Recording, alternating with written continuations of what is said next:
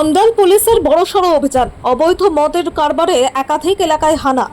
অন্ডাল থানার ভারপ্রাপ্ত আধিকারিক গোপাল পাত্রের নেতৃত্বে সোমবার সন্ধ্যায় অবৈধ মদ বিক্রির বিরুদ্ধে বিশেষ অভিযান চালানো হয়।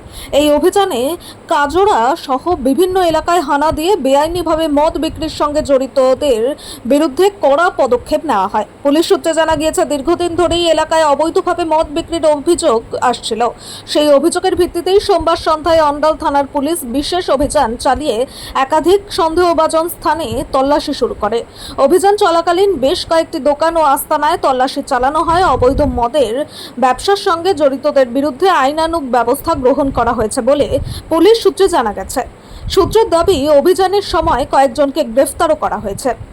পুলিশ জানিয়েছে, অবৈধ মদের কারবার রুখতে এবং এলাকায় আইন শৃঙ্খলা বজায় রাখতে ভবিষ্যতেও এ ধরনের অভিযান অব্যাহত থাকবে।